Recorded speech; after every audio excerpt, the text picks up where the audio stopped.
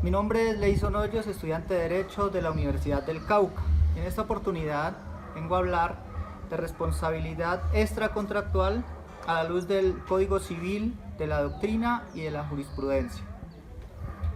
Para comenzar, debo decir que existe en el derecho colombiano dos tipos de responsabilidad civil: la responsabilidad civil contractual y la responsabilidad civil extracontractual.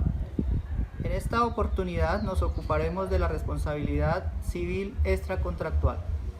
Para iniciar el tema que nos ocupa, podemos partir de una pregunta: ¿cuál es la fuente obligacional en la responsabilidad extracontractual? Y para responderla nos centramos nuestra atención que nos encontramos frente a una situación donde el daño se causa por un hecho fortuito, donde no hay vínculo previo entre las partes, víctima y victimario, como ocurre en el contractual, donde las obligaciones surgen de un contrato o acuerdo de voluntades, complementando sus vacíos con la legislación al respecto. En el tema que nos ocupa en este momento, o sea, la responsabilidad extracontractual, podemos afirmar que la única fuente obligacional será la ley. Esto es, que ocurre una obligación extracontractual por infracción de la ley o de una conducta contraria a derecho, es decir, surge del incumplimiento de un deber jurídico de no causar daño a otro. Nos remitimos entonces al Código Civil, que en el artículo 2341 y siguientes nos acerca más a su comprensión. En el artículo 2341 entonces dice: el que ha cometido un delito o culpa que ha inferido daño a otro es obligado a la indemnización sin perjuicio de la pena principal que la ley le imponga por la culpa o el delito cometido. De entrada podemos ver que el artículo 2341, como ya dijimos anteriormente, nos define la responsabilidad contractual o surge esta por una infracción de la ley o de una conducta contraria a derecho, que aunque también puede ser de un suceso accidental o fortuito e imprevisto que genera una obligación resarcitoria. Esto si lo hemos realizado con culpa. Estos daños, pues bien, deben ser resarcidos o indemnizados a quien recibe el referido daño. Esa indemnización por perjuicio se traduce en la acción que el causante del perjuicio reconoce a la víctima o persona receptora del daño y se materializa con una cantidad determinada de dinero que atribuye a reparar al afectado. Es importante resaltar entonces que para que se comprometa la responsabilidad extracontractual y se genere la obligación resarcitoria, es necesario que interactúen cuatro elementos de los cuales hablamos a continuación. Tenemos entonces acción u omisión, la culpa, el daño y el nexo causal. En relación con la acción u omisión, supone una conducta positiva o negativa de hacer o de no hacer. En relación a la culpa, cabe resaltar que inicialmente no hay responsabilidad sin culpa. Esto es, que el fundamento de toda forma de responsabilidad es la culpa. La culpa definida por los hermanos Masó dice que es un error de conducta que no hubiera cometido una persona diligente en las mismas circunstancias externas del agente causante del daño. También considero importante mencionar que una sola culpa es suficiente para que haya responsabilidad extracontractual, es decir, que no existe clasificación de la culpa como en la responsabilidad de tipo contractual, en donde en esta última las clasifica en culpa grave, culpa leve y culpa levísima. Ahora hablemos del daño. El daño, para que sea indemnizable, en principio debe ser cierto, debe ser personal y debe ser antijurídico. Si continuamos hablando del daño, los daños que se pueden sufrir son patrimoniales y extrapatrimoniales. En los daños patrimoniales tenemos el daño emergente y el lucro cesante. El daño emergente hace referencia a la disminución patrimonial que produce un hecho, es decir, los gastos que realiza la víctima para reparar las cosas y ponerlas a su estado anterior. Por ejemplo, en un accidente de tránsito, los costos médicos del paciente, los gastos funerales en un caso de muerte o la restitución de un bien que ha sido destruido. El lucro cesante hace referencia a las ganancias dejadas de percibir en consecuencia de un hecho dañoso y puede ser la pérdida del ingreso laboral derivado de una incapacidad médica o la pérdida de un ingreso comercial, entre otros. Los daños extrapatrimoniales comprenden el daño a la persona y el daño moral. El daño a la persona es el menoscabo físico que sufre una persona que recibe el daño. Este se puede probar objetivamente. El daño moral es el daño espiritual, la aflicción o dolor no físico que le produce un hecho negativo. Como es un daño interno personal, únicamente se puede valorar a través de indicios. Después de hablar del daño, veamos el último pero muy importante elemento de la responsabilidad extracontractual. Nos referimos al nexo causal.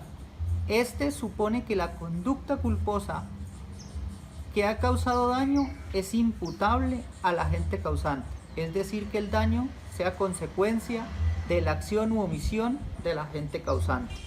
Respecto de lo anterior, la Sala de Casación Civil de la Corte Suprema de Justicia, mediante sentencia SC 12063 de 2017, se pronunció acerca del concepto de responsabilidad civil extracontractual y los elementos que deben configurarse para su existencia.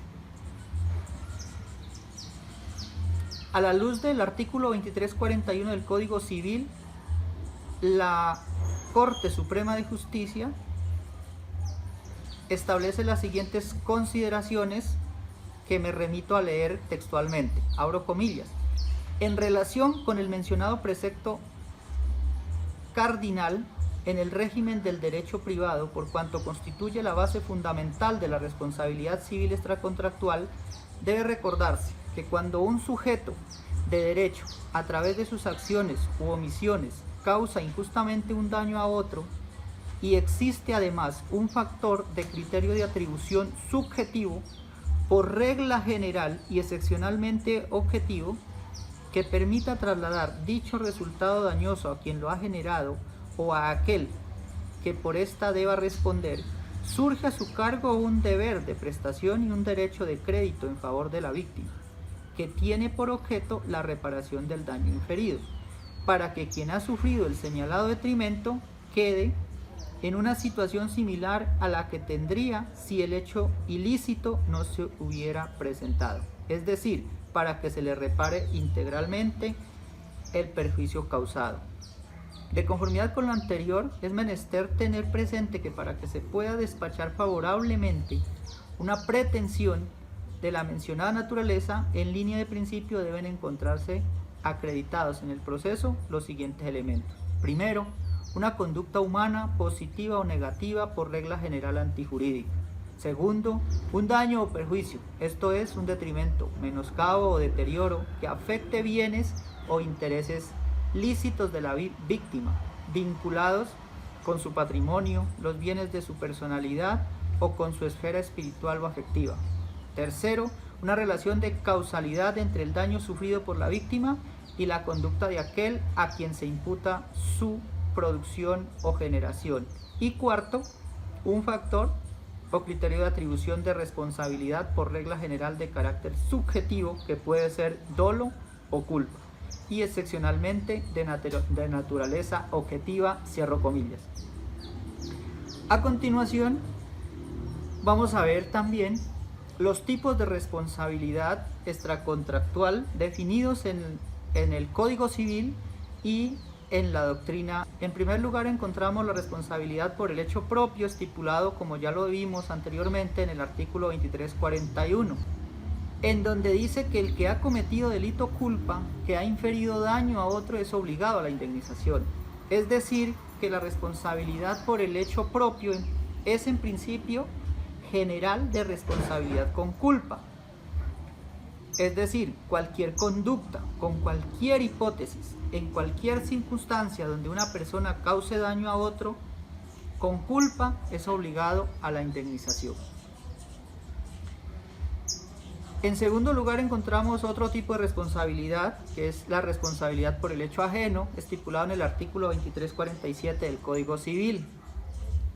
Textualmente dice: toda persona es responsable no solo de sus propias acciones para el efecto de indemnizar el daño, sino del hecho de aquellos que estuvieren a su cuidado. Y a modo de ejemplo menciona que los padres son responsables solidariamente de los hijos que habiten en la misma casa, que el tutor o curador es responsable de la conducta del pupilo que vive bajo su dependencia y cuidado, que los directores de escuelas y colegios responden por el hecho de sus discípulos mientras estén bajo su cuidado, y que los artesanos y empresarios del hecho de sus aprendices o dependientes en el mismo caso. De entrada podemos ver que acá se establece una presunción de culpa por el encargado de esa persona subordinada, es decir, ya se lo está señalando como culpable. Sin embargo, esta presunción de culpa admite prueba en contrario, es decir, que es posible desvirtuar la presunción a través de demostrar diligencia y cuidado con el subordinado, como lo establece el Código en el mismo artículo en su inciso final cuando dice: pero cesará la responsabilidad de tales personas si con autoridad y el cuidado de su respectiva calidad les confiere y prescribe no hubieren podido impedir el hecho. La doctrina también clasifica la responsabilidad por las cosas y las clasifica como cosas animadas e inanimadas.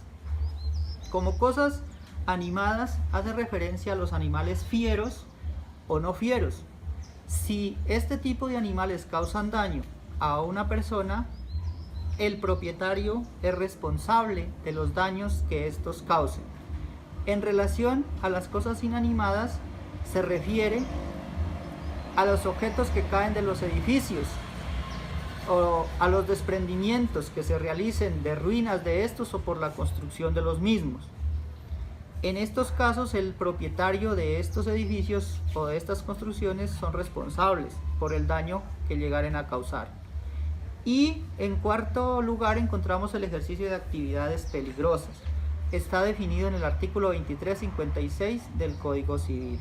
Este artículo del Código Civil es interpretado y leído por la jurisprudencia colombiana como una forma de responsabilidad donde se presume la culpa y que además no exonera la diligencia y cuidado, es decir, que no admite prueba en contrario, solamente admite una causa extraña, cualquiera que sea, ya sea fuerza mayor o caso fortuito, hecho exclusivo de un tercero o hecho exclusivo de la víctima. Por último, es importante señalar que un hecho dañoso puede tipificar varios. Por ejemplo, conducir un vehículo ya es una actividad peligrosa, pero conducir el vehículo con exceso de velocidad en estado de embriaguez y causa un accidente genera una culpa por hecho propio. Incluso puede haber responsabilidad por el hecho ajeno si el conductor es otra persona, pero esta es subordinada de aquella. Muchas gracias.